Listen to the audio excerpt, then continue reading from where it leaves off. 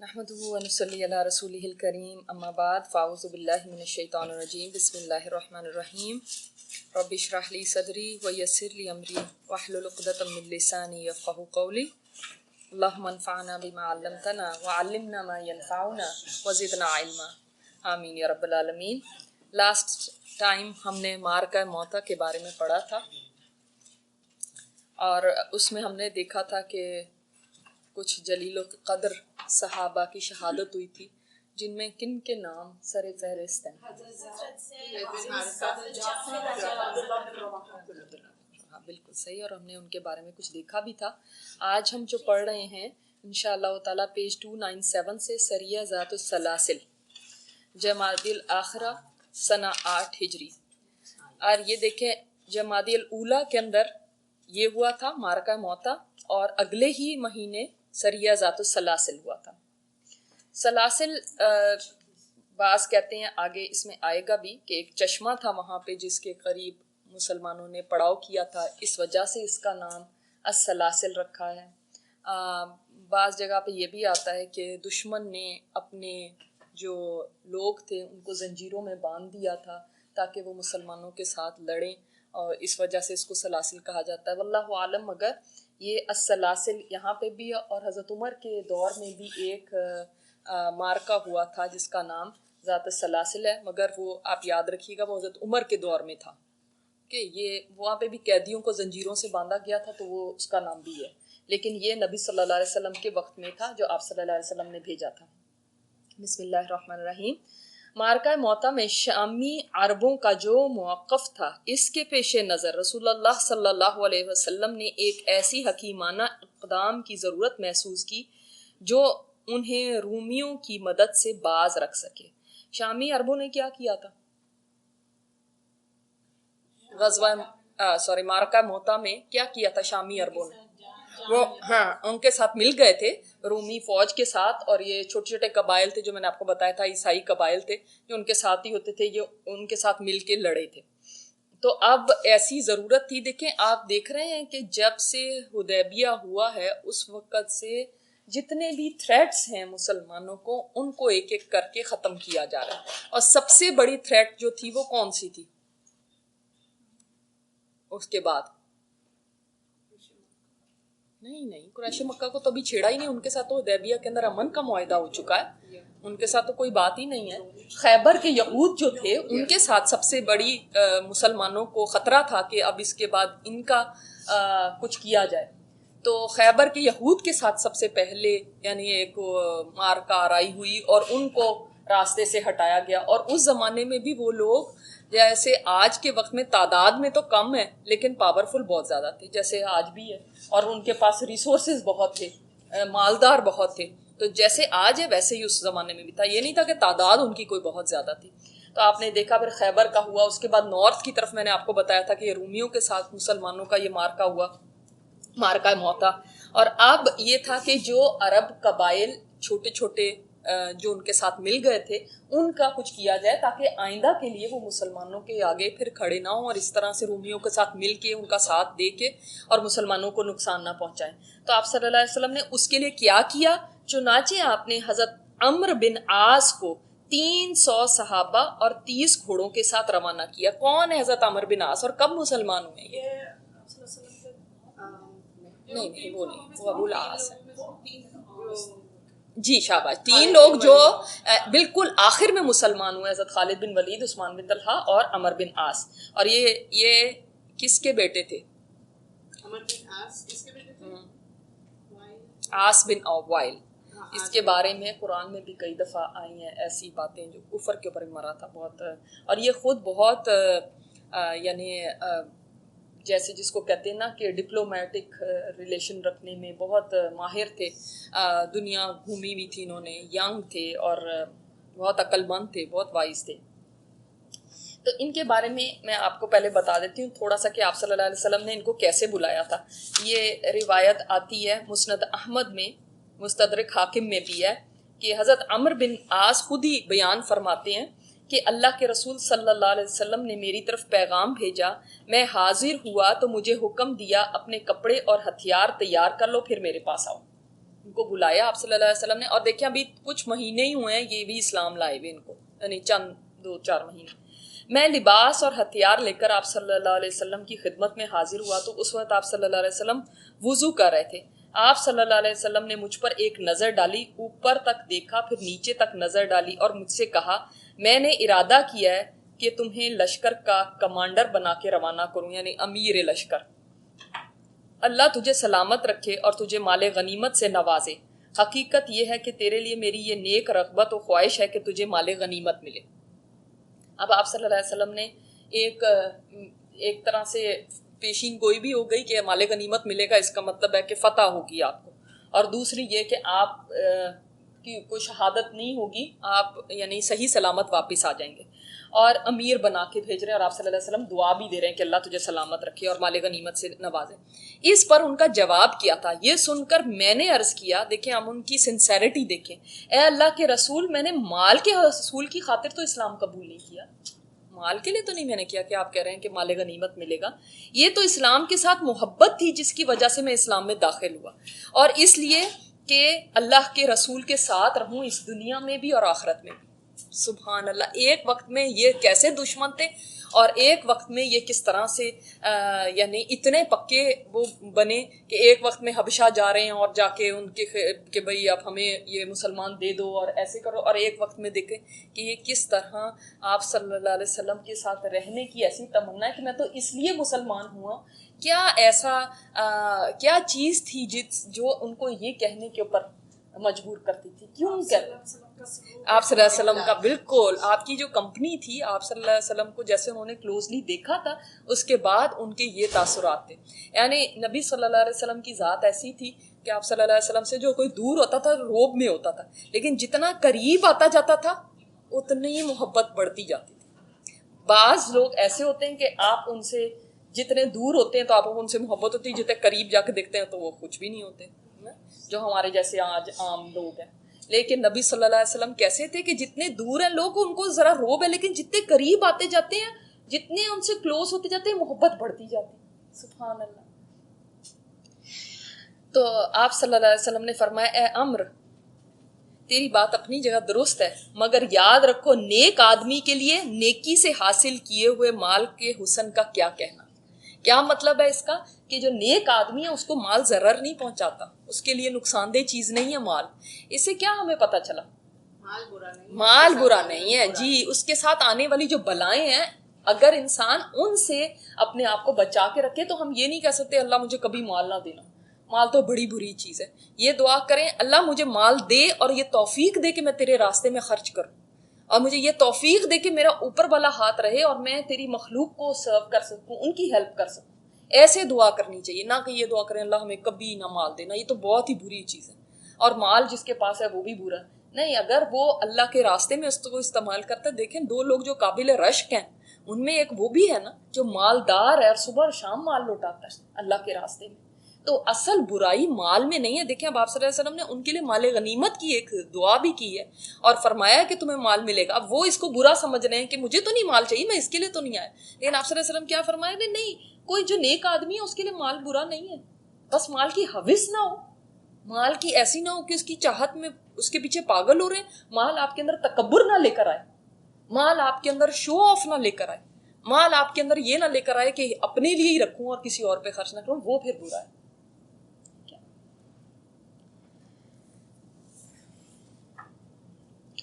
تو ہم دیکھتے ہیں، اور اس کی وجہ کیا تھی کہ آپ صلی اللہ علیہ وسلم نے انہی کو چوز کیا، 300 صحابہ دیے، 30 گھوڑے دیے، چونکہ حضرت عمر کی دادی ان کے قبائل میں سے ایک قبیلہ بلا سے تعلق رکھتی تھی، اس لیے مقصود یہ تھا کہ ان کی تالیف قلب کی جائے، اور وہ وہاں پہ جائیں گے تو چونکہ ان کی رشتہ داری ہے، یہ بھی تو آپ صلی اللہ علیہ وسلم کی حکمت تھی، اس میں وزڈم تھی کہ چونکہ ان کی رشتہ داری بنتی ہے وہاں پہ، ان کی دادی اس قبیلے سے ہیں جو ایک وہاں پہ قبیلہ ہے، تو اس لیے لہٰذا ان کو بھیجا جائے گا تو وہ ان کا اکرام کریں گے، کیونکہ وہ ہماری طرح نہیں تھے نا، آگے بھی آپ کو انشاءاللہ پتہ چلے گا کہ وہ لوگ ہماری طرح نہیں تھے جن کو پتہ ہی نہ ہو کہ ہمارا حسب نسب کیا ہے۔ ہمیں تو یہی نہیں پتا ہماری دادی کہاں سے آئی تھی، اور پڑدادی کو تو بالکل ہی نہیں پتا، نہ ان کے نام تک نہیں پتا تو کیا، لیکن وہ اپنی یہ نسلوں کے پیچھے تک کیسے نام یاد رکھتے تھے، کیسے ان کو پتا تھا کس قبیلے سے ہیں، یعنی یہاں تک اندازہ کیجئے کہ ابھی اب آگے انشاءاللہ پڑھیں گے ہم کہ کس طرح وہ بالکل پیچھے اسماعیل علیہ السلام سے بھی پیچھے تک پہنچ گئے حسب میں. تو اس سے اندازہ ہوتا ہے کہ وہ لوگ کتنی اپنی اس چیز کی ان کو سینس تھی اور اس چیز کا اکرام کرتے تھے, ذہین بھی تھے. اور وداؤٹ دیکھیں لکھنے کے بغیر, ہم تو شاید لکھ کے بھی ہمیں اپنا جو ہمارا فیملی ٹری, میں نے ایک دفعہ بنوایا بھی تھا کہ فیملی ٹری آپ لوگ بنائیں, تو وہ اکثر کو تو یہی نہیں پتا ہوتا ہمارے سیکنڈ کزن کیا ہے, فرسٹ کزن تک بھی مشکل سے ہو پتا تو بس کافی ہے. تو پھر آپ صلی اللہ علیہ وسلم نے ان کو 300 صحابہ کے ساتھ اور 30 گھوڑوں کے ساتھ بھیجا. مقصود یہ تھا کہ ان کی تعلیف قلب کی جائے, لیکن اگر وہ انکار کریں تو روم کی تائید میں کھڑے ہونے پر انہیں سبق سکھایا جائے. حضرت عمر قریب پہنچے تو معلوم ہوا کہ انہوں نے بڑی فوج فراہم کر رکھی ہے. اب جب یہ چلے یہاں سے اور راستے میں انہوں نے اتنے زیادہ کیئرفل تھے یہ حضرت عمر بن عاص کہ رات کے وقت ٹریول کرتے تھے, سخت سردی تھی, اور دن کے وقت نہیں کرتے تھے کہ دشمن کو پتہ نہ چل جائے, رات کے وقت. اور رات کے وقت جہاں پہ بھی کہیں رکتے تھے تو وہاں پہ بھی آگ نہیں جلانے دیتے تھے کہ کہیں یہ نہ ہو کہ دشمن کو اس کی خبر نہ ہو جائے. بہت ذہین تھے. اچھا, جب وہاں پہنچے ہیں تو اب یہ جاسوسی ہو گئی کہ انہوں نے تو بہت بڑی فوج اکٹھی کر لی, ان کو پتہ چل گیا ہوگا کہ آ رہے ہیں. چنانچہ حضرت عمر نے رسول اللہ صلی اللہ علیہ وسلم سے کمک طلب کی, یعنی اور مزید آپ بھیجیں پیچھے سے, یہ تو کافی نہیں ہے. اچھا, اب کیا ہوا, یہاں پہ ہم تھوڑا سا رکتے ہیں, میں آپ کو تھوڑا ایکسپلین کر دوں کہ ادھر آپ صلی اللہ علیہ وسلم نے صحابہ کو جمع کیا اور ان سے فرمایا کہ جو مہاجرین ہیں ان میں سے کون ہیں جو جائیں گے. اب اور ایڈیشنل فورس چاہیے نا وہاں پہ. تو بڑی حیرت کی ایک بات ہے کہ حضرت ابوبکر صدیق اور حضرت عمر بھی اپنے آپ کو انہوں نے پیش کیا کہ ہم بھی جائیں گے. اور یہ وہ صحابہ کرام ہیں جو کتنے پہلے سے مسلمان ہوئے ہیں, مکی دور میں بھی شروع کے مسلمان. اور یہ کوئی بہت بڑا کوئی غزوہ نہیں ہے, ایک سریہ ہے, چھوٹی سی ایک مہم ہے, اور اس کے اندر اتنے بڑے صحابہ کرام کا والنٹیئر کرنا کہ ہم جائیں گے ایک بہت بڑی بات اس لیے ہے کہ جب انسان ایک خاص ایک مقام پہ پہنچ جاتا ہے تو اس کو کچھ کام اپنے سٹیٹس سے لو لگنے لگتے ہیں کہ یہ کام میں کیوں کروں, اور ہم نے تو بڑے کام کر لیے ہیں, اب یہ نئے آنے والے کریں نا, یہ لوگ انہوں نے کیا کیا یہ کریں. اس سے پتہ چلتا ہے کہ وہ لوگ نیکی کے کام میں کبھی پیچھے نہیں رہنے والے تھے, کام چھوٹا ہو یا بڑا. وہ یہ نہیں کہتے تھے کہ ہمارا کیا, ہم مکی دور سے ہم کب سے مصیبتیں اٹھاتے آ رہے ہیں, یہاں پہ بھی ہم نے تو اتنے غزوات میں حصہ لے لیا, اب تم لوگ جاؤ نا, تم بھی آگے بڑھو نا. وہ پھر بھی والنٹیئر کر رہے ہیں. اچھا, اور آپ دیکھیں کہ یہاں پہ آپ جیسے بک میں دیکھیں کہ آپ صلی اللہ علیہ وسلم نے حضرت ابو عبیدہ بن جراح کی قیادت میں 200 سربر آوردہ مہاجرین و انصار کی کمک بھیجی. اب یہ آپ اندازہ کریں کہ ان میں بھی ابو بکر صدیق اور حضرت عمر رضی اللہ تعالیٰ عنہما کو امیر نہیں بنایا. کس کو امیر بنایا؟ ابو عبیدہ بن جراح. یہ کون تھے؟ جن کے دانت ٹوٹے تھے احد میں, آپ صلی اللہ علیہ وسلم کی وہ خود کی جو کڑیاں نکال رہے تھے اور ان کے دانت شہید ہوئے تھے, یہ وہ ہیں. اور یہ امین الامت ہے, اس امت کے امین ان کو کہا گیا. اور یہ بھی شروع کے صحابہ میں سے ہیں, یعنی بہت پہلے سے اسلام لائے ہوئے ہیں مکی دور میں. تو اور آپ صلی اللہ علیہ وسلم نے جب یہاں پہ میرا خیال ہے نہیں یہ بات کہ جب ان کو روانہ کرنے لگے تو نبی صلی اللہ علیہ وسلم کا طریقہ یہ تھا کہ نصیحت کیا کرتے تھے, جو امیر کو ان کو نصیحت کر کے بھیجتے تھے. تو آپ صلی اللہ علیہ وسلم نے نصیحت ان کو یہ فرمائی کہ جب آپ جاؤ گے تو یاد رکھنا امر کے ساتھ جا کے صلح صفائی کے ساتھ کام کرنا, کوئی اختلاف نہ کرنا. یہ ان کو نصیحت کر کے آپ صلی اللہ علیہ وسلم بھیج رہے ہیں. اچھا, اب کیا ہوا کہ وہ 200 صحابہ کو لے کے جب وہاں پہنچے, لیکن امیر عام اور نماز کے امام حضرت عمر بن عاص ہی تھے. یعنی اب امیر عام جو لشکر کے امیر اور نماز کے امیر اصل میں اس زمانے میں ایک ہی ہوا کرتا تھا. ایسا نہیں ہوتا تھا کہ ایک امیر لشکر کا ہے اور جب نماز پڑھنے لگے تو اس کو کچھ آتا ہی نہیں ہے تو کسی اور کو امام بنا رہے. ایسا نہیں ہوتا تھا, ایک ہی امیر ہوتا تھا جو لشکر کا بھی ہوتا تھا اور نماز اور خطبہ اور سب کچھ وہی کرتا تھا. اور اس سے ہمیں ایک بات پتہ چلتی ہے کہ ابھی حضرت عمر بن عاص کو مسلمان ہوئے کتنی دیر ہوئی تھی, لیکن نماز ان کو پڑھانی بھی آتی ہے, نماز بھی آتی ہے, سب آتا ہے. اور یہاں پہ یہ حال ہے کہ ہم عرصہ دراز سے مسلمان ہیں لیکن پھر بھی ہمیں نماز نہیں صحیح آتی, نماز پڑھانی نہیں آتی اور نماز پڑھانے سے شائع ہوتے ہیں. اب کیا ہوا تھا کہ جب نماز کا وقت آیا, اب جو نماز لیڈ کرتا وہی امیر ہوتا. 300 کا لے کر یہ بیٹھے ہوئے ہیں آلریڈی, اور پیچھے سے وہ کتنے کا لے کر آئے ہیں, 200 کا لے کر آئے. اور کون لے کر آئے, ابو عبیدہ بن جراح.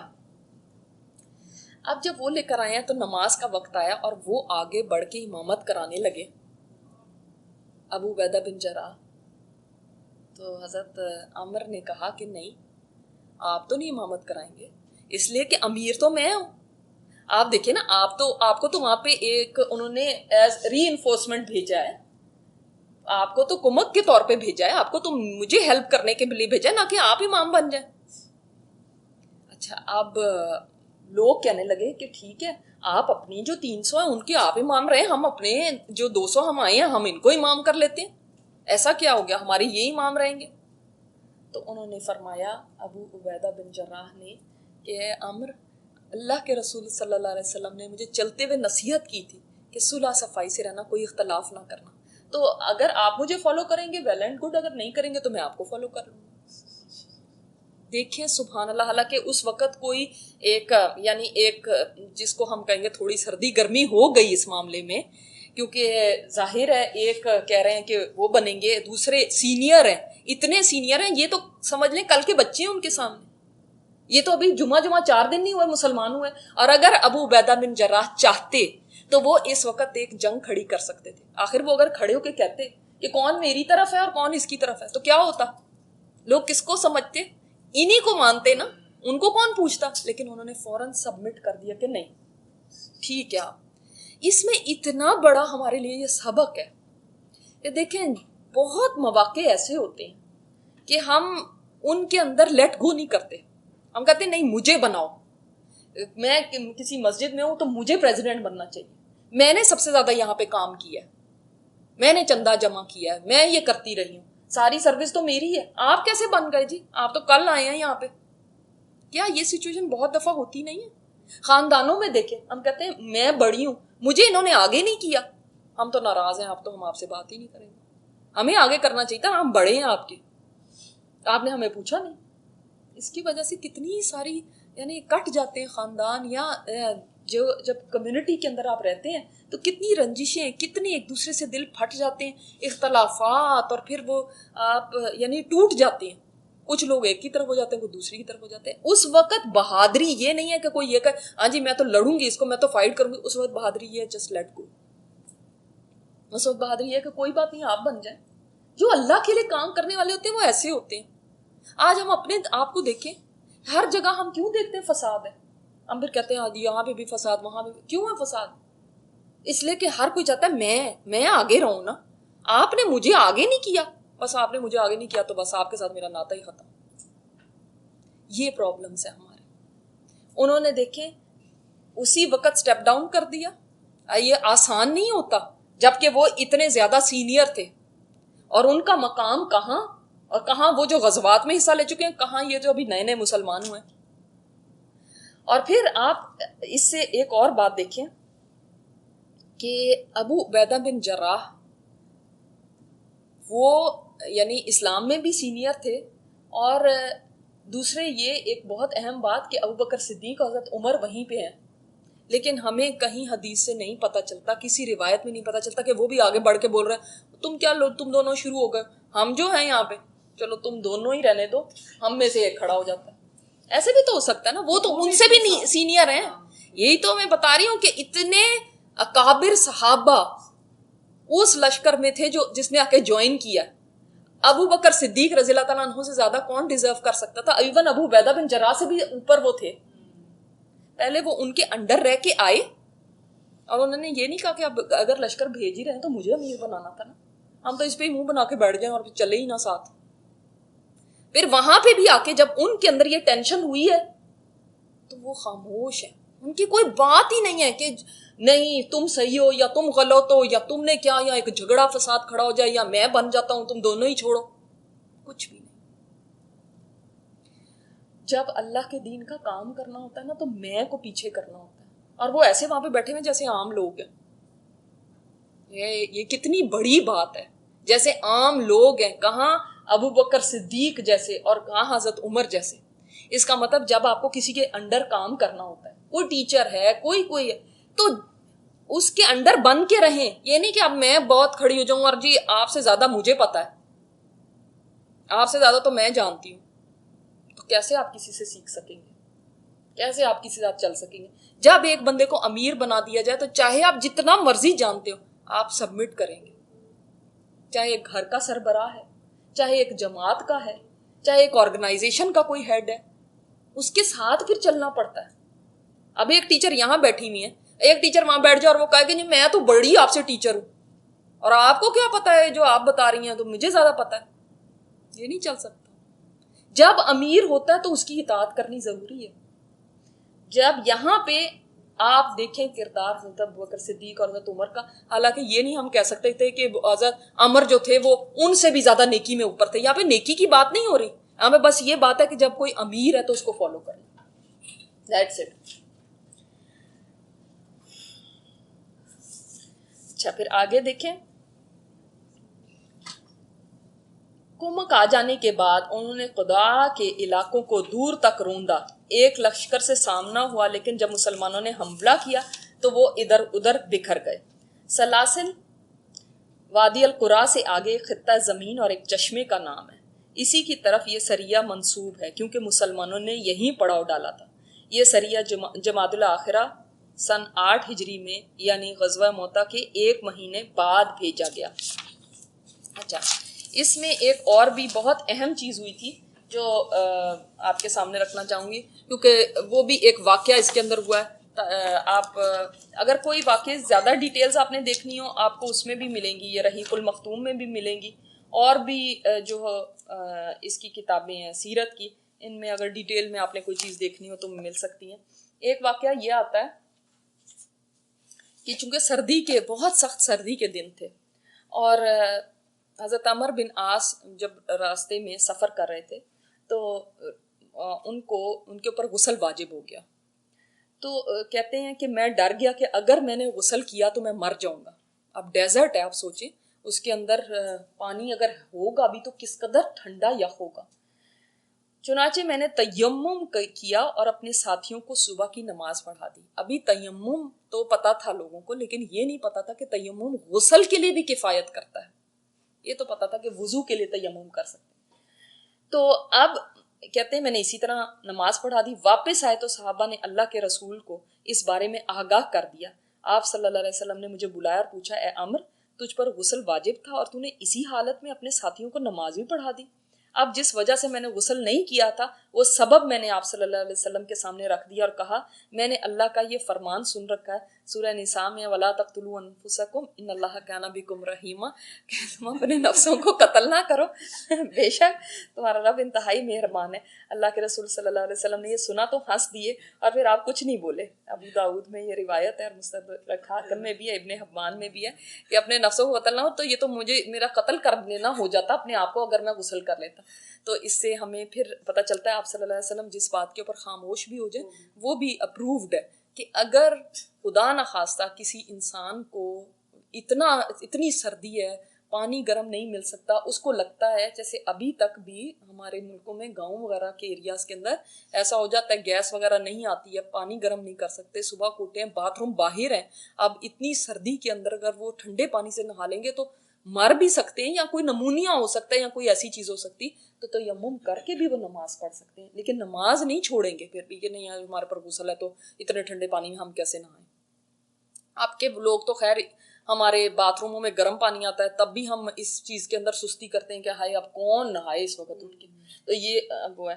تو اس پہ آپ صلی اللہ علیہ وسلم نے ان کا اپروو کرنا یہ بتاتا ہے، تو یہ بھی ان سے پتہ چلتا ہے۔ اسی طرح ایک صحابی تھے عوف بن مالک جن کے بارے میں آتا ہے کہ وہ آگے جو ایلچی نہیں ہوتا جیسے آگے بن کے جاتے ہیں کہ آپ صلی اللہ علیہ وسلم کو پہلے جا کے اطلاع دے دینا کہ سارا لشکر خیریت سے ہو گیا، سب کام اور راستے میں. تو یہ جو تھے جس وقت کے سفر میں سارے لشکر کے ساتھ تھے تو ایک جگہ سے گزرے ہیں، کہتے ہیں قبیلے کے باہر سے گزر رہے تھے تو دیکھا کہ وہ لوگ اونٹ ذبح کر رہے ہیں اور ان کو اس طرح جیسے گوشت کاٹنا اور وہ بنانا نہیں آتا تھا. تو انہوں نے اپنی سروس آفر کی اور کہا کہ میں آپ کے لیے گوشت کو کاٹ وغیرہ دیتا ہوں. تو انہوں نے کہا آپ اس کا کیا معاوضہ لیں گے؟ تو انہوں نے کہا پورشن اس کا مجھے بھی دے دینا. تو انہوں نے جب گوشت کاٹ کے دیا ان کو، اور بہت ماہر تھے اس میں، بنا دیا ان کو گوشت، انہوں نے ان کو ایک پورشن دے دیا. یہ لے کر آئے لشکر میں اور اس کو پکایا وغیرہ، اور جب سب کو آفر کیا کھانے کے لیے تو انہوں نے کہا کہ بھئی یہ کہاں سے آپ کو مل گیا یہاں پہ؟ تو انہوں نے بتایا کہ ایسے ایسے میں نے کیا تھا ان کا کام، تو انہوں نے مزدوری دیا مجھے. اس پہ صحابہ کو اتنی زیادہ وہ کیئرفل ہوتے تھے نا، انہوں نے کہا پتہ نہیں یہ جائز بھی ہے کہ نہیں کہ آپ نے جو مزدوری کیا اسی کے اندر سے آپ شیئر لے رہے ہیں، یہ تو ہو سکتا ہے ناجائز ہو. اب وہ سارے ایک تذبذب کا شکار ہو گئے. تو جب یہ آگے آگے جلدی مدینہ پہنچے ہیں تو اس وقت ابھی لشکر نہیں آیا تھا، تو اس وقت آپ صلی اللہ علیہ وسلم کی خدمت میں حاضر ہوئے اور ابھی انتہائی اندھیرا تھا، کوئی تہجد کا وقت تھا یا فجر کے قریب کا. تو کہتے ہیں کہ میں نے سلام کیا، آپ صلی اللہ علیہ وسلم نے جواب دیا اور فرمایا عوف ابن مالک ہے؟ تو آپ فرماتے ہیں کہ ہاں یا رسول اللہ عوف بن مالک. آپ نے فرمایا صاحب الجزور، جزور کہتے تھے جو اونٹ کو ذبح کرنے والا ہے. تو وہ فرماتے ہیں کہ میں آپ پہ قربان جاؤں اے اللہ کے رسول، اگر میں اسلام نہ لایا ہوتا تو میں آج اسلام لے آتا. کہ ابھی تو کوئی پہنچا بھی نہیں ہے تو ان کو کیسے پتہ چل گیا کہ میں نے اونٹ ذبح کی، اور وہ ایک تذبذب ہوا اور یہ سارا کچھ ہوا. تو یہ بھی ایک زبردست واقعہ تھا جو اس دوران اس مہم میں ہوا. اب آگے ہم دیکھتے ہیں آج نہیں وہ صحیح تھا، ہاں اسی لیے تو آپ صلی اللہ علیہ وسلم نے ان کو فرمایا نا. اب ہم یہ چونکہ کافی لمبا واقعہ ہے تو ہم اس کو انشاءاللہ تعالیٰ کافی ہماری کلاسز اس میں ہوں گی. غزوہ فتح مکہ رمضان سن 8 ہجری. سب سے پہلے تو ہمیں یہ پتہ ہونا چاہیے کہ یہ غزوہ ہوا کیوں، کیا وجوہات بنی اس غزوے کی.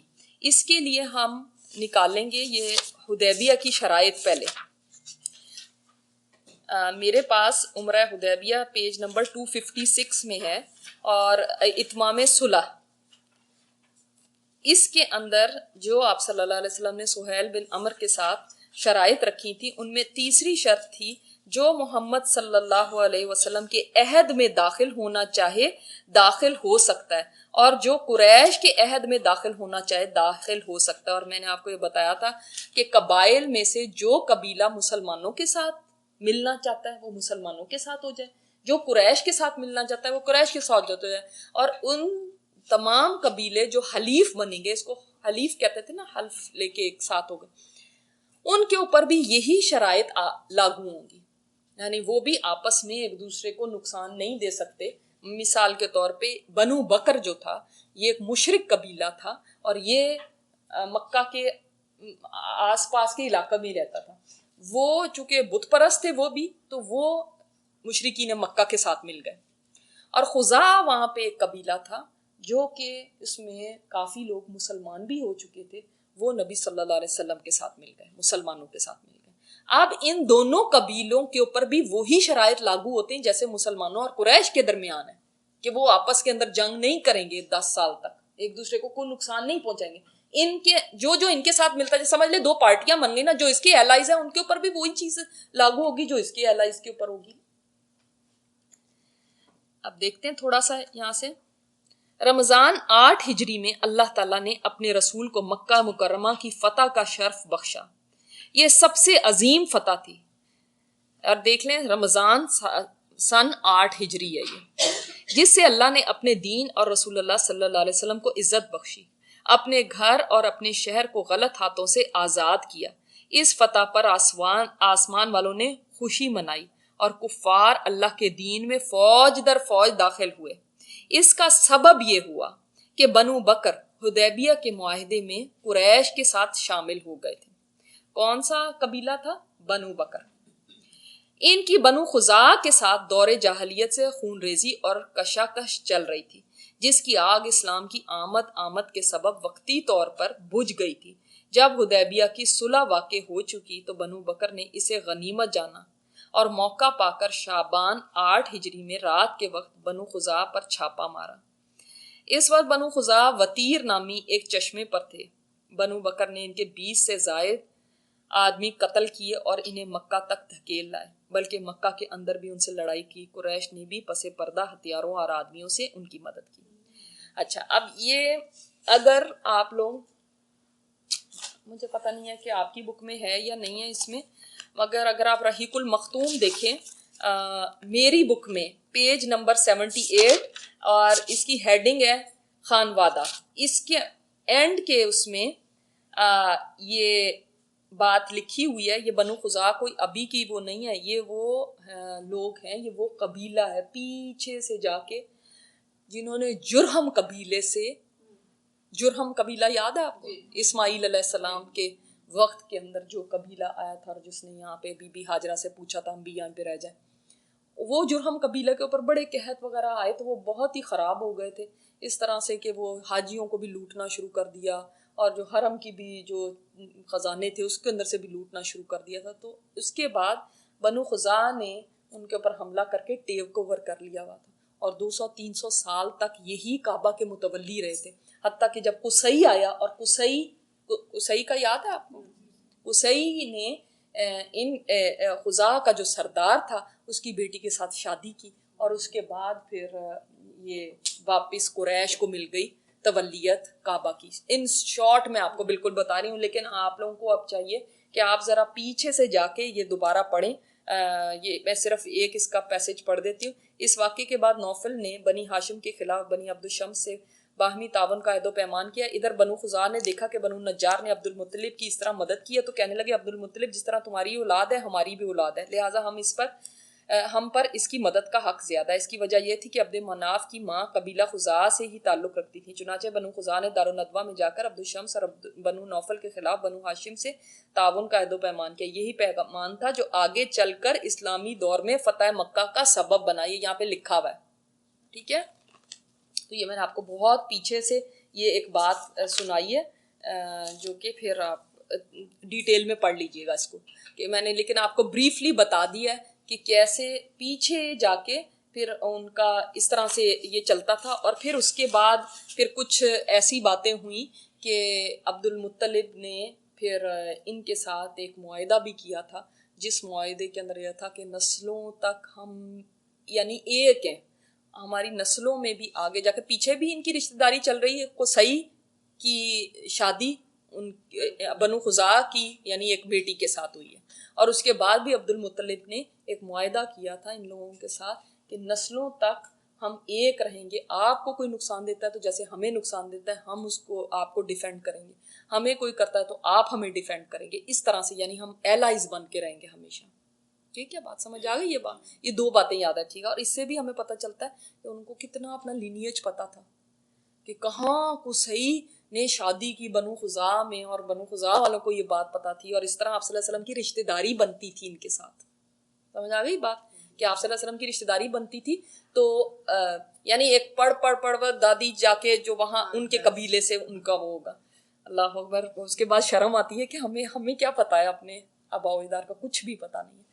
تو لینیج کا بہت فرق پڑتا ہے، اور واقعی جنریشنز میں جا کے کہیں عادات کہیں چیزوں کے اندر وہ چیزیں آ جاتی ہیں جو آپ کی پیچھے سے لینیج میں ہوتی ہیں۔ تو یہ تو تھوڑا سا یہ ہسٹری تھی۔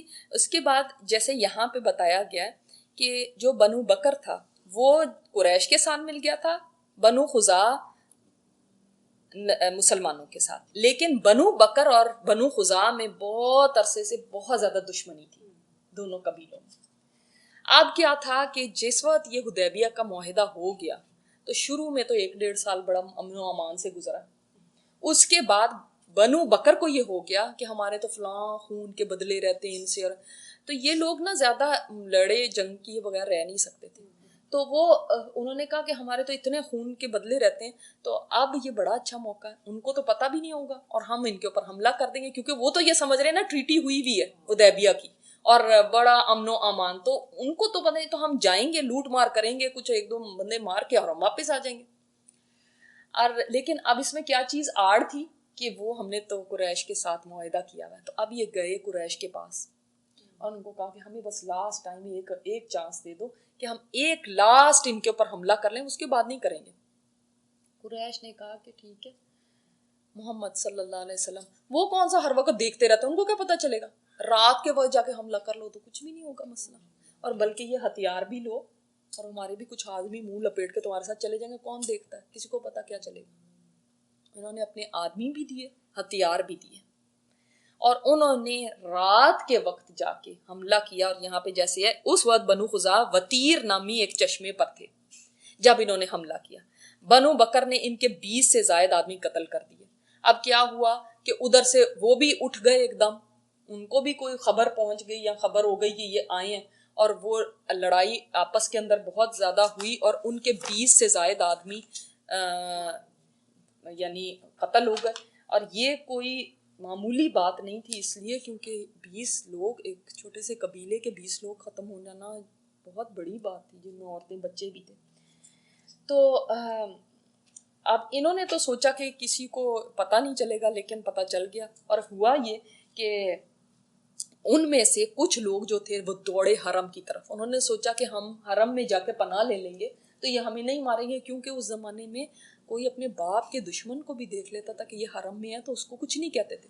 جب وہ حرم کے اندر جا کے انہوں نے پناہ لی تو حرم پہنچ کر بنو بکر نے کہا اے نوفل, جو نوفل جو تھا نا وہ ان کا سردار تھا جو ان کو لے کر آیا تھا, انہوں نے کہا اے نوفل,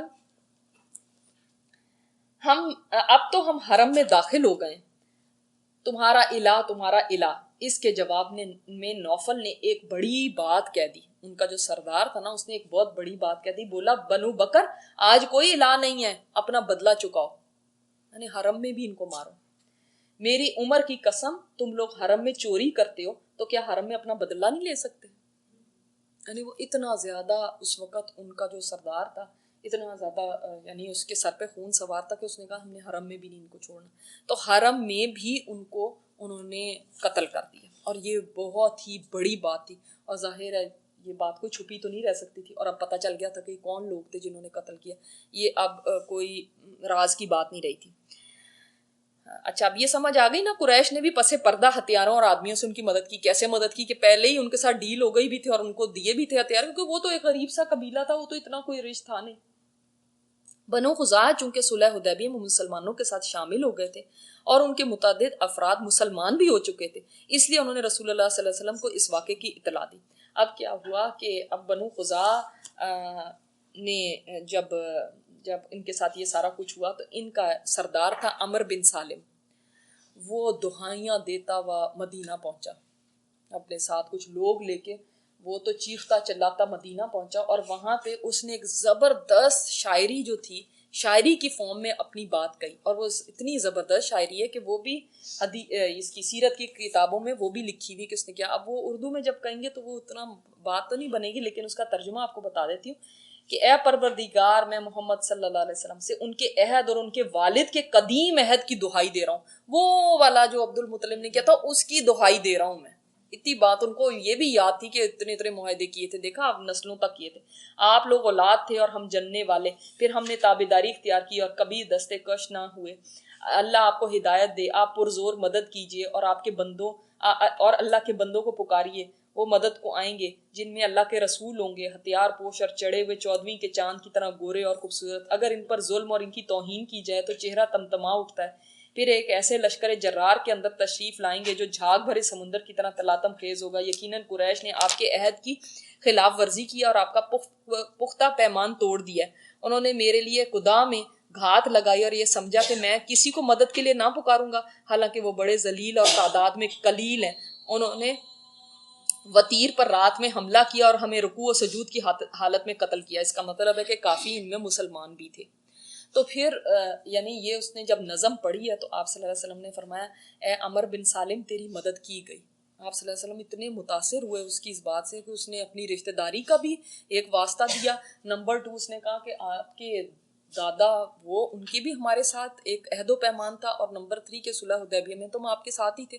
تو یہ ساری چیزوں کا واسطہ دیا اور آپ صلی اللہ علیہ وسلم نے فرمایا کہ آپ کی مدد کی جائے گی. اس کے بعد ایک بات آتی ہے، یہ رحیق المختوم میں بھی آپ دیکھ سکتے ہیں، آسمان میں ایک بادل کا ٹکڑا دکھائی دیا. تو آپ صلی اللہ علیہ وسلم نے فرمایا یہ بادل بنو کعب کی مدد کی بشارت سے دمک رہا ہے، یعنی تمہارے لیے مدد کی بشارت. یہ کیا بات کی؟ یہ میں نے ایک دفعہ آپ کو پہلے بھی ایسی ایک بات بتائی تھی. یہ کیا بات ہے کہ بادل کو دیکھ کے آپ صلی اللہ علیہ وسلم نے ایک بات کہی ہے، بنو کعب کی مدد کی بشارت سے دمک رہا ہے جی، کہ آپ صلی اللہ علیہ وسلم نے اچھا شگون لیا اس سے. یعنی میں نے آپ کو پہلے بھی بتایا تھا نا، سہیل آ رہا ہے جس وقت حدیبیہ کی شرائط کے لیے، تو آپ صلی اللہ علیہ وسلم نے اچھا شگون لیا تھا. اس کا مطلب ہے اچھا شگون آپ لے سکتے ہیں. یعنی بادل بھی تو ایک رحمت ہے نا، آئے گی بارش برسے گی. تو اس وقت ہی جب وہ آ کے یہ بات کہہ رہا ہے تو اس وقت ایک بادل اٹھایا اور آ گیا. اس کا مطلب آپ صلی اللہ علیہ وسلم نے فرمایا یہ بشارت ہے، یعنی اٹس جیسے گڈ اومن کہہ سکتے ہیں. بد شگونی آپ نہیں لے سکتے اسلام میں کہ ہم نے اس کا منحوس چہرہ دیکھ لیا تو اب یہ نہیں کام ہوگا. ہم نکلنے لگے تھے، گاڑی کا ٹائر پنکچر ہے نا، بس اس کا مطلب یہ کام غلط ہے، اب اس کو لیے نہیں جانا چاہیے. اب ہم نے کوئی بس 13 تاریخ کو کیا تھا نا، اس لیے یہ بدشگونی آپ اسلام میں نہیں لے سکتے. لیکن اچھا شگون لے سکتے.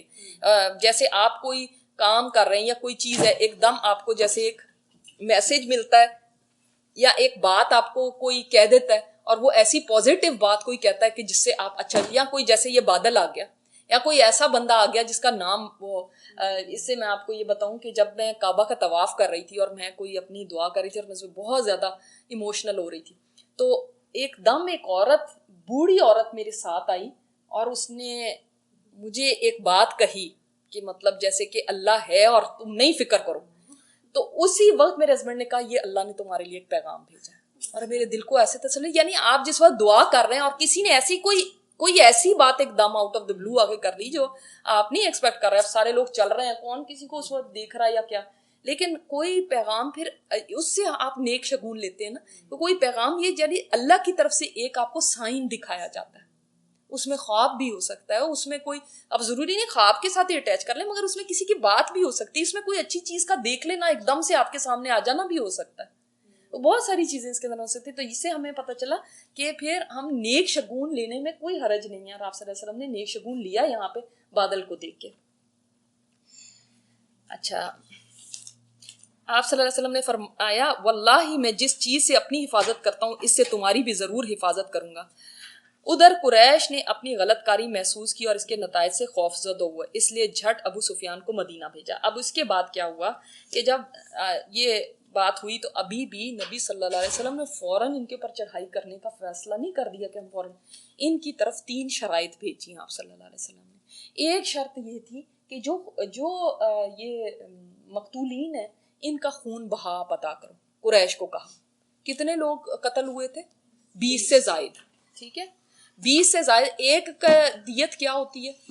100 اونٹ. تو 20 کی کتنی ہوئی؟ 2000 اونٹ. اب 2000 اونٹ کوئی کم ہے؟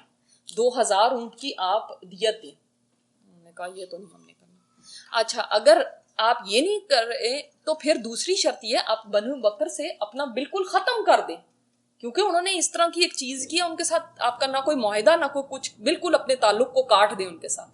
تو انہوں نے کہا کہ بنو بکر جو ہیں وہ ایک ہی تو مشرک قبیلہ یہاں پہ رہ گیا، یعنی بت پرست. باقی تو ہر ایک قبیلے میں کوئی نہ کوئی مسلمان ہو گئے ہوئے تھے، جیسے اب خزاع میں بھی تھے اور بھی قبائل میں تھے.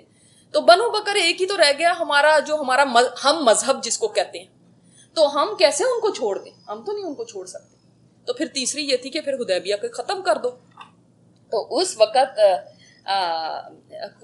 چند لوگوں نے تو اس وقت ہی کہا کہ ہاں ٹھیک ہے. انہوں نے اپنی مجلس سے مشاورت کی، ایک یعنی مجلس منعقد کی جس میں مشورہ کی آپس کے اندر بیٹھ کے، اور انہوں نے کہا پہلے تو جلد بازی میں کچھ نے پہلے ہی کہہ دیا تھا ٹھیک ہے معاہدہ ہم نے توڑ دیا. پھر اس کے بعد جب ان کو ہوش آیا کہ یہ ہم کیا کہہ رہے ہیں تو انہوں نے ابو سفیان کو اپنا نمائندہ بنا کے بھیجا کہ جاؤ اور تم جا کے بات کرو. اور ابو سفیان نے کہا کہ میں جاتا ہوں اور میں عہد کو دوبارہ جیسے رینیو کرتا ہوں اور مدت بھی بڑھا لیتے ہیں. تو جا کے ان کو جیسے منا کے آتا ہوں نا کہ اب سارا کچھ ختم ہو گیا، تو اب یہ نہ ہو کہ کچھ اور ہی گڑبڑ ہو جائے.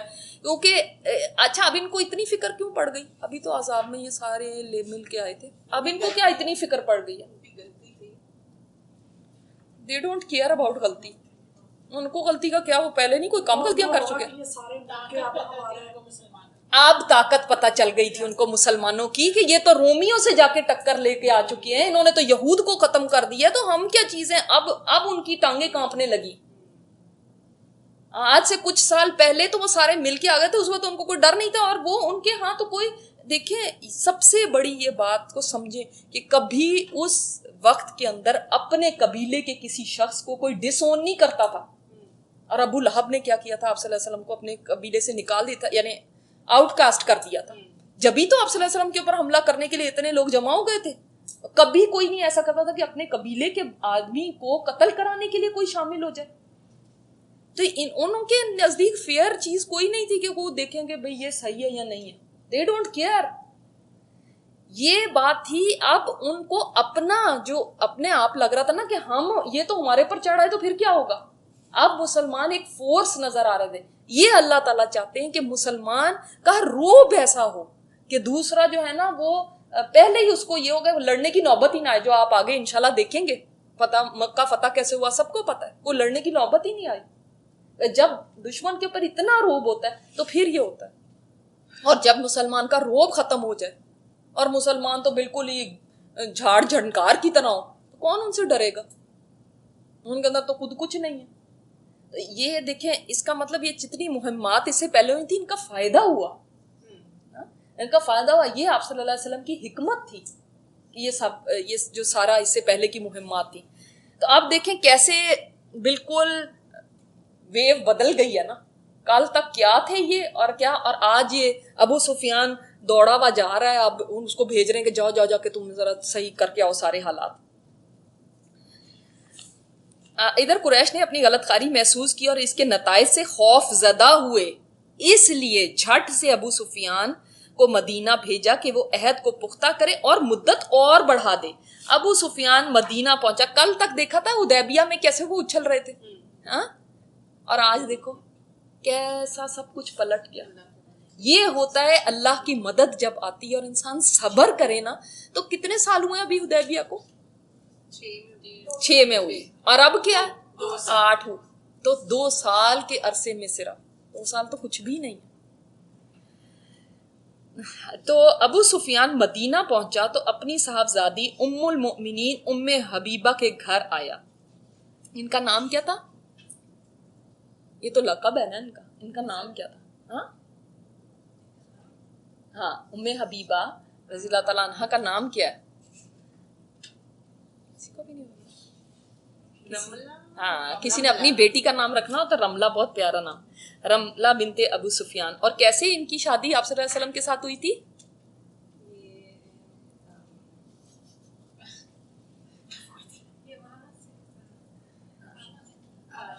حبشہ میں شروع کے اندر انہوں نے ہجرت کی تھی, اور وہاں پہ ان کا جو ہسبینڈ تھا وہ مرتد ہو گیا تھا, اور اس کے بعد پھر آپ صلی اللہ علیہ وسلم نے ان کو پیغام بھیجا تھا, اور نجاشی نے نکاح کرایا تھا, نجاشی نے مہر ادا کیا تھا. تو بھول گیا آپ لوگوں کو سارا میں نے بتایا تھا. جب رسول اللہ صلی اللہ علیہ وسلم کے بستر پر بیٹھنا چاہا, اب وہ اپنی بیٹی کے گھر آیا ہے اور بستر بچھا ہوا آپ صلی اللہ علیہ وسلم کا, اس پہ بیٹھنا چاہا تو انہوں نے بستر لپیٹ دیا. اور ابو سفیان نے کہا بیٹی کیا تم نے اس بستر کو میرے لائق نہیں سمجھا یا مجھے اس بستر کے لائق نہیں سمجھا, یعنی میں نہیں اس بستر کے قابل یا یہ بستر میرے قابل نہیں ہے. انہوں نے کہا یہ رسول اللہ صلی اللہ علیہ وسلم کا بستر ہے اور آپ ناپاک مشرک ہیں. ابو سفیان نے کہا واللہ میرے بعد تمہیں شر پہنچ گیا کہ تجھے تو کچھ ہو گیا, جیسے ہم کہتے ہیں کہ آؤٹ آف یور مائنڈ, اس طرح سے ہو گئی. پھر وہ رسول اللہ صلی اللہ علیہ وسلم کے پاس آیا اور آپ سے گفتگو کی. اچھا ایک بات ایک اور بتا دوں کہ ڈیورنگ جب یہ مدینہ جا رہا تھا تو راستے میں بھی ایک انسیڈنٹ ہوا کہ جب یہ مدینہ جا رہا تھا تو اس وقت راستے میں اس کی ملاقات ہوئی بدیل سے, جو کہ آپ صلی اللہ علیہ وسلم کے پاس خزاع کا جو آدمی تھا. تو وہ مدینہ سے واپس آ رہا تھا شکایت کر کے آپ صلی اللہ علیہ وسلم کو. ابو سفیان سمجھ گیا کہ یہ نبی صلی اللہ علیہ وسلم کے پاس سے ہو کر آ رہا ہے. پوچھا بدیل کہاں سے آ رہے ہو؟ بدیل نے کہا میں خزاع کے ہمراہ اس ساحل میں وادی میں گیا ہوا تھا. پوچھا کیا تم محمد کے پاس نہیں گئے تھے؟ بدیل نے کہا نہیں. تو ابو سفیان اتنا زیادہ ذہین تھا، جب وہ چلا گیا تو اس نے کہا کہ ضرور اگر یہ مدینہ سے آیا تو وہاں کی ڈیٹس کھلائی ہوں گی، کھجوریں کھلائی ہوں گی اپنے اونٹوں کو. تو وہ جب چلا گیا تو وہاں جہاں پہ بدیل نے اپنے اونٹ کو بٹھایا تھا اور اس کی مینگنی تھی، تو ابو سفیان نے وہ توڑی اور اس کے اندر کھجور کی گٹھلی تھی، اور اس نے کہا یہ جو ہے نا یہ مدینہ کی کھجور ہے. کتنے یہ ذہین لوگ تھے یعنی. اور کہنے لگا میں خدا کی قسم کھا کے کہتا ہوں بدیل محمد صلی اللہ علیہ وسلم کے پاس گیا تھا. تو بہرحال وہ پھر مدینہ پہنچا، اور اب وہ کتنے زمانے بعد اپنی بیٹی سے مل رہا ہے. سوچے حبشہ چلی گئی تھی، پھر حبشہ سے حضرت جعفر کے ساتھ آئی ہیں. پھر ابو سفیان وہاں سے نکل کر بیٹی کے پاس سے نکل کے آپ صلی اللہ علیہ وسلم کے پاس گیا. آپ صلی اللہ علیہ وسلم سے گفتگو کی اور آپ نے کوئی جواب نہیں اس کو دیا. آپ صلی اللہ علیہ وسلم خاموش رہے. وہ جاننا چاہتا تھا اب کیا ہے فیصلہ، آپ بتائیں، آپ ہمیں جو بھی مطلب اس کی مدت بڑھا دیں، جانے دیں، یہ سب. لیکن آپ صلی اللہ علیہ وسلم نے کوئی جواب نہیں دیا. اس کے بعد دیکھیں اس کو بھی پتا ہے کہ نمبر 2 کون ہے. ابو بکر صدیق کے پاس گیا. آج بھی لوگ کہتے ہیں نہیں آپ صلی اللہ علیہ وسلم کے بعد حضرت علی کو بننا چاہیے تھا یا کچھ ہے.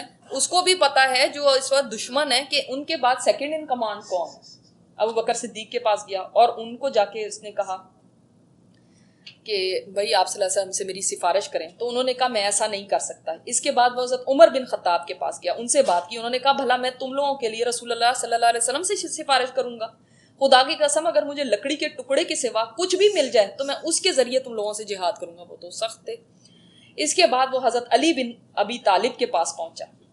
وہاں حضرت فاطمہ رضی اللہ تعالیٰ عنہا بھی تھی اور حضرت حسن بھی تھے جو ابھی چھوٹے بچے تھے، تقریباً 5 سال ان کی عمر تھی. وہ کھیل رہے تھے اور سامنے گھٹنوں کے بل چل رہے تھے، گھٹنوں چل رہے تھے. اچھا پھر اس نے آ کے کہا اے علی میرے ساتھ تو تمہارا بڑا گہرا نسبی رشتہ بھی ہے، کیونکہ پیچھے سے جا کے ابو سفیان بھی تو آپ صلی اللہ علیہ وسلم کے اس میں مل جاتا ہے نا ایک. تو میں ایک ضرورت سے آیا ہوں، ایسا نہ ہو کہ جس طرح میں نامراد آیا ہوں اسی طرح نامراد واپس چلا جاؤں. تم میرے لیے محمد صلی اللہ علیہ وسلم سے سفارش کرو. حضرت علی نے فرمایا ابو سفیان تجھ پہ افسوس ہے، رسول اللہ صلی اللہ علیہ وسلم نے ایک بات کا عزم کر لیا، ہم اس بارے میں آپ صلی اللہ علیہ وسلم سے کوئی بات نہیں کر سکتے. آپ یعنی کسی کو جرت نہیں تھی کہ وہ آپ صلی اللہ علیہ وسلم سے اس بارے میں اب کوئی بات کرے.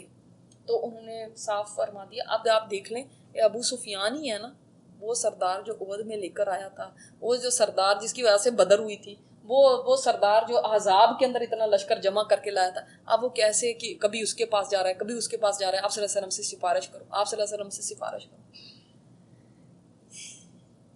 حالات زندگی میں ایک جیسے نہیں رہتے، اس سے پتہ ہونا چاہیے. جو لوگ بہت تکبر کرتے ہیں اور اپنے آپ کو بہت بڑی چیز سمجھتے ہیں ان کو اس چیز کو سمجھنا چاہیے کہ ایک دن اللہ تعالیٰ ان کو اس سچویشن میں بھی لا سکتا ہے کہ پھر در بدر گھوم رہے ہیں. اور اس کے بعد وہ حضرت فاطمہ کی طرف متوجہ ہے، یعنی اس نے کسی کو نہیں چھوڑا. کہنے لگا کہ اے محمد صلی اللہ علیہ وسلم کی بیٹی، کیا تم ایسا کر سکتی ہو کہ اپنے اس بیٹے کو حکم دو کہ وہ لوگوں کے درمیان پناہ دینے کا اعلان کر کے ہمیشہ کے لیے عرب کا سردار ہو جائے. یعنی یہ حضرت حسن جو ہے یہی کچھ کرتے ہیں، یہی جا کے یعنی اب مجھے امان دے دو ہمیں. یعنی آپ کو پتہ ہے نا کہ اس زمانے کے اندر اگر ایک فرد بھی مسلمانوں کا امان دے دیتا کسی کو، سمجھ لے سیکیورٹی دے دی، اس نے کہہ دیا میری امان میں ہو، تو وہ ساروں کی طرف سے امان ہوتی تھی. اب کوئی اس کو کچھ نہیں کہے گا. یعنی اگر کوئی چھوٹا بھی اٹھ کے امان دے دے گا نا تو وہ بندہ سیکیور ہو گیا یا وہ قبیلہ سیکیور ہو گیا. تو اس نے کہا یہ اسی سے کچھ کرا دیں میرا. یعنی آپ اندازہ کریں گے کہاں وہ سردار ہے اور کہاں یہ اس کی حالت ہو گئی ہے. تو حضرت فاطمہ رضی اللہ تعالیٰ عنہ نے کہا واللہ میرا یہ بیٹا اس درجے کو نہیں پہنچا کہ لوگوں کے درمیان پناہ دینے کا اعلان کر سکے، اور رسول اللہ صلی اللہ علیہ وسلم کے ہوتے ہوئے کوئی پناہ دے نہیں سکتا. اب اتنی کوششیں کر کے ناکام ہو کے وہ تو اس کو تو اپنی آنکھوں کے آگے اندھیرا نظر آ رہا تھا کہ اب ہوگا کیا. اس سے پتہ چلتا ہے کہ وہ فورس ہی کر سکتے تھے کہ اگر مسلمان آ گئے ہم نہیں ان کا مقابلہ کر سکتے. یہ دیکھیں آپ نے یہ سارا جرنی پڑھا ہے نا، کہاں تھے اور کہاں سے کہاں پہنچے، اور آپ نے ایک ایک بات پڑھی ہے. کیا چیز ان کو یہاں تک لے کر آئی، اس کے اوپر آپ سوچئے گا. کیا چیز لے کر آئی، کیا خاص بات تھی ان کے اندر، کیا تھا ان کے اندر کہ جو وہ اتنا یہ سفر کرتے اوپر ہی کو گئے ہیں. حالانکہ حالات کیسے تھے، بالکل ورس. اس سے زیادہ کیا ہو سکتا ہے کہ قبیلہ آپ کو ڈس اون کر دے اور آپ یو آر نو ویئر. کیونکہ اس وقت میں قبیلے کے بغیر تو نہیں آپ کا سروائیول تھا. کہاں طائف کے اندر پتھر کا ہے, اور نہیں اس کے بعد ہجرت کر کے بھی آپ نکل رہے ہیں بے یار و مددگار, خالی ہاتھ کیسے نکلے ہیں وہاں سے؟ سوچیں اس بستی سے جو نکلنا ہے وہ کیسے ہے. اس کے بعد دیکھیں, اور اب اس نے حضرت علی بن ابی طالب سے سخت گھبراہٹ اور مایوسی اور نا امیدی کی حالت میں کہا, ابو الحسن میں دیکھتا ہوں معاملات بہت سنگین ہو گئے, لہٰذا مجھے کوئی راستہ بتاؤ. اب میں کیا کروں, مجھے کوئی طریقہ بتاؤ. جیسے انسان ڈیسپریٹ ہو جاتا ہے نا, اب مجھے بتاؤ میں کروں تو کروں کیا. حضرت علی نے فرمایا, خدا کی قسم میں تمہارے لیے کوئی کارآمد چیز نہیں جانتا, البتہ تم بنو کنانہ کے سردار ہو, لہٰذا کھڑے ہو کر لوگوں کے درمیان امان کا اعلان کرو. یعنی لوگوں کو جمع کر لو اور ان کو کہو کہ کوئی ہے جو مجھے امان دیتا, اس کے بعد اپنی سرزمین میں واپس چلے جاؤ. ابو سفیان نے کہا, کیا تمہارا خیال ہے یہ میرے لیے کچھ کام بنے گا, یہ کچھ اس سے؟ فرمایا, نہیں خدا کی قسم میں کوئی کام بنتا ہوا تو نہیں دیکھتا, لیکن اس کے علاوہ کوئی اور صورت میری تو سمجھ میں نہیں آ رہی. اس کے بعد ابو سفیان نے مسجد میں کھڑے ہو کے اعلان کیا, لوگوں میں لوگوں کے درمیان امان کا اعلان کرتا ہوں. کسی نے بھی امان نہیں دی. کون ہوتا جو آپ صلی اللہ علیہ وسلم کے آگے بڑھ کے اور اس کو امان دیتا؟ سب کو ہی پتا تھا کہ اس نے کیا کیا. پھر وہ اپنے اونٹ پہ سوار ہو کے مکہ چلا گیا. اب جب قریش کے اندر پہنچا تو انہوں نے کہا, ان کو کہا کہ میں محمد صلی اللہ علیہ وسلم کے پاس آیا ہوں, میں نے بات کی, واللہ انہوں نے کوئی جواب نہیں دیا. پھر ابو قحافہ کے بیٹے سے بات کی, اس کے اندر بھی کوئی بھلائی نہیں پائی. پھر عمر بن خطاب کے پاس کیا, اسے بھی سب سے بڑا دشمن دیکھا. پھر علی کے پاس گیا تو اسے بھی اس کو سب سے نرم پایا. اس نے مجھے ایک رائے دی تھی, میں نے اس پر عمل بھی کیا, لیکن پتہ نہیں وہ بھی کام نہیں آئی. لوگوں نے پوچھا وہ کیا رائے تھی؟ ابو سفیان نے کہا وہ رائے یہ تھی کہ میں لوگوں کے درمیان امان کا اعلان کر دوں, اور میں نے ایسا ہی کیا. قریش نے کہا تو کیا محمد نے اسے نافذ قرار دیا؟ ابو سفیان نے کہا نہیں. لوگوں نے کہا تیری تباہی ہو, اس آدمی نے یعنی علی نے تیرے ساتھ مذاق کیا. ابو سفیان نے کہا خدا کی قسم اس کے علاوہ تو مجھے کچھ سمجھ ہی نہیں آ رہی تھی میں کروں کیا. یعنی اس نے تو تیرے ساتھ مذاق ہے, تو بھی اپنا مذاق اڑوا کے آگے اگر لوگوں کے سامنے بھیک مان رہا ہے امان کی. تو یعنی یہ اس مقام تک وہ آ گئے تھے قریش.